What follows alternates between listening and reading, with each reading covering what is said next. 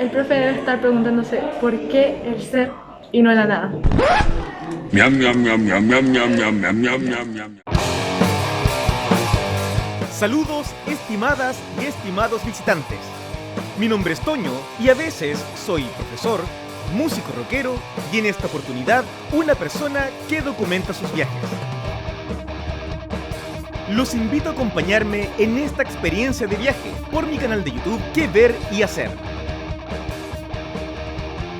No olvides darle like a este video y suscribirte para estar atenta o atento a más trabajos como este.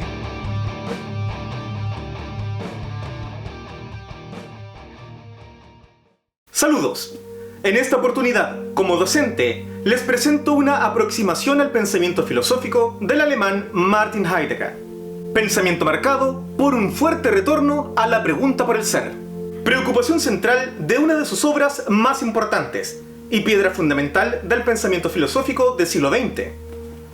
Ser y tiempo.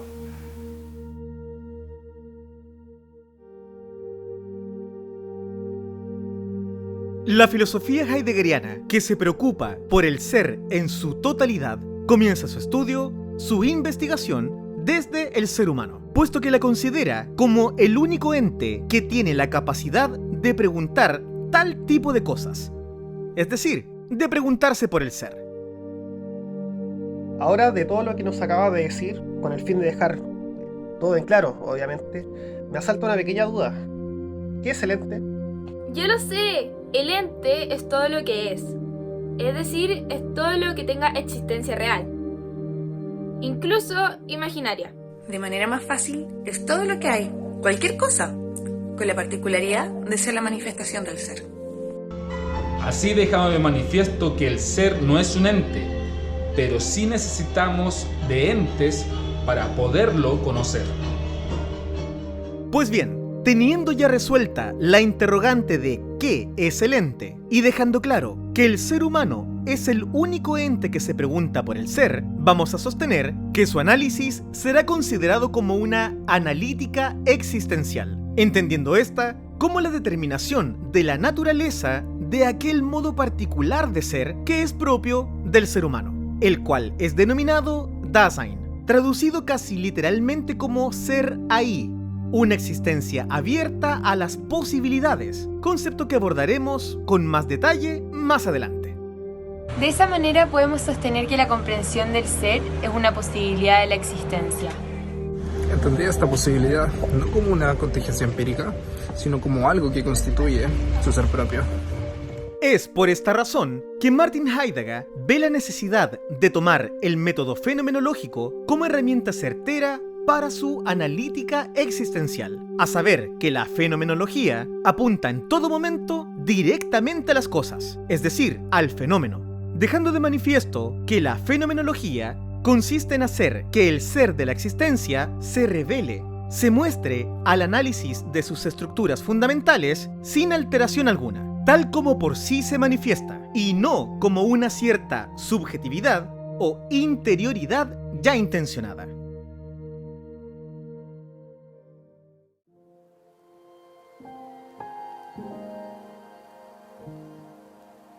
Teniendo en cuenta lo anteriormente expuesto, Heidegger establece que la estructura fundamental de la existencia es esencialmente trascendencia, entendida esta como superación, ya que el ser humano trasciende hacia el mundo, por lo que podemos definir concretamente a la trascendencia como un ser en el mundo.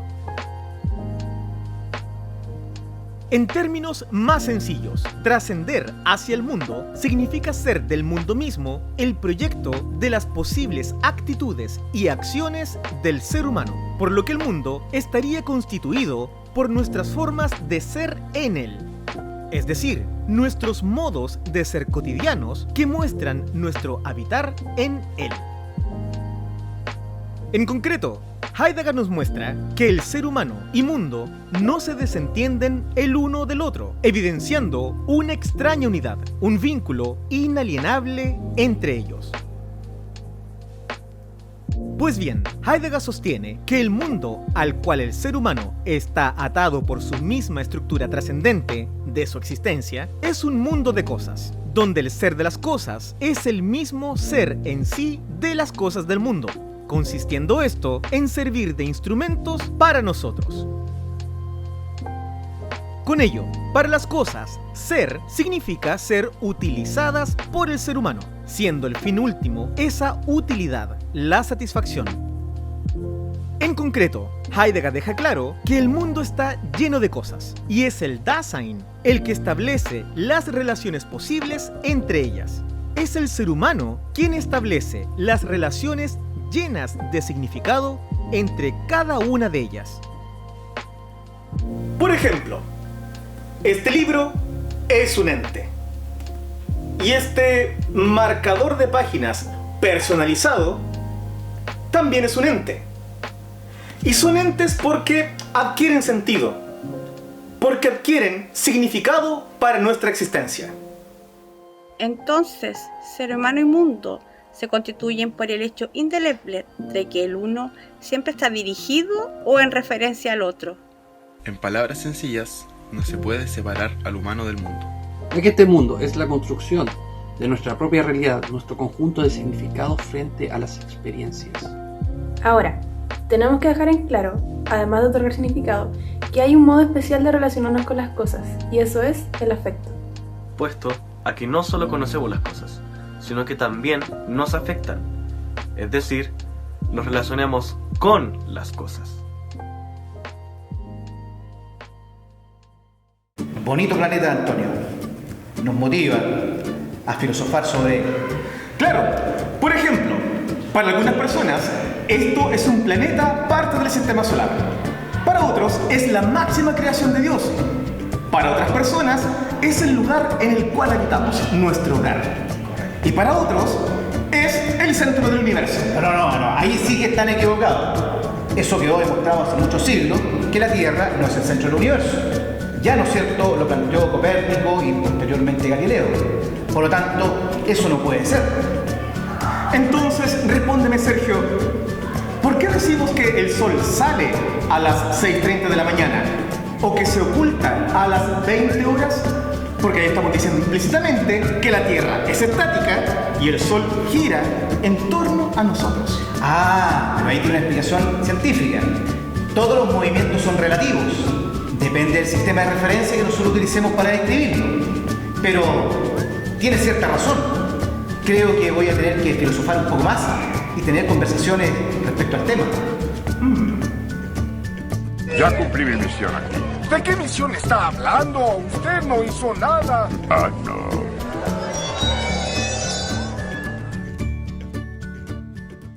Pues bien, teniendo claro esto, debemos sostener que la idea de ser en el mundo va mucho más allá, ya que en primer lugar, el ser humano se descubre ya estando en él, estando, a palabras de Heidegger, arrojados al mundo. Y que no se entienda esto como que se abre la tierra y se nos deja caer en ella. No, para nada. Esto significa que somos, como ya lo dijimos anteriormente, un Dasein, es decir, una existencia abierta a las posibilidades, dejando de manifiesto que el ser humano no es realidad, sino posibilidad, ya que se encuentra inserto en un mundo que, de alguna manera, ya está funcionando, inclusive ya con un determinado significado. Ahora, para poder entender bien esto, y como ya habíamos adelantado en la primera parte, debemos entender bien qué es el Dasein. Y esto lo vamos a entender como el ser ahí, como existencia. Es decir, al referirnos al Dasein, nos estamos refiriendo a la situacionalidad del ser, puesto que el ser está siempre situado en un ahí, con la particularidad de ser el existir propio del ser humano, caracterizado siempre por la apertura. De esta manera, el existir humano, es decir, el Dasein, comprende al ser, pero siempre de una manera particular, nunca de manera aislada, objetiva, independiente a nosotros, cosa que nos lleva a decir que el sujeto termina siendo nada más que una ficción en la historia de la filosofía. Pobre Descartes y su cogito ergo sum. En concreto, la esencia del Dasein radica en su existencia, lo cual significa que su esencia radica en sus modos de ser. Es decir, Heidegger nos muestra que la esencia, entendida como el qué es el existir, se debe entender en base al cómo es el ser humano. Mención especial acá al gran Edison Arias Arcos, profesor de filosofía, mi gran maestro en la Universidad de Concepción. Así, queda claro que el existir es un concepto ontológico que hace referencia a uno mismo, un modo de ser particular propio, por lo que siendo ese modo, significa estar siempre abierto a las posibilidades, dándole siempre sentido. Ahora, para Heidegger, y esto es muy importante, el Dasein posee una doble condición en una misma instancia, que es un yecto, es decir, que estamos siendo constantemente algo, una identidad que varía según la circunstancia, por lo que no nos entrega un ser acabado y terminado, ya hecho. Por ejemplo, decir que soy el profe Toño, pero solo en la sala de clases o en esta aula virtual, porque no soy el profe Toño cuando estoy con mi madre, con los miembros de mi banda de rock o cuando estoy de viaje. Y así muchas otras situaciones más, por lo que correspondería decir concretamente que estoy siendo el profe Toño. Y también es al mismo tiempo un proyecto, es decir, un tender a lo que será, una mirada hacia el futuro, a partir de las posibilidades que encuentra el mismo Dasein. Por ejemplo, dentro del colegio estoy siendo estudiante de tercero medio, pero al mismo tiempo tendiente a ser médico. Aunque en realidad tendemos a la nada aniquiladora. Pero eso lo veremos después. Que Dios se apiade de nosotros. Así, en el Dasein, en tanto que involucra apertura, vemos que el ser se manifiesta a través de la persona, pero no en dos momentos distintos como se podría pensar en un primer momento al referirse al yecto y al proyecto, sino en una simultaneidad, donde en un mismo instante el ser se muestra estando, siendo y al mismo tiempo anticipado a lo que será. Pues bien, ello llega a resolver de alguna manera el cómo acontece el ser humano frente a las cosas y el significado que genera en torno a esas cosas. Ahora, los modos de ser de la existencia del Dasein se comprenderán de manera distinta dependiendo de cómo me enfrente a la gran posibilidad de mis posibilidades, que para Heidegger es la muerte. Nos vemos en el siguiente video o en cualquier otro.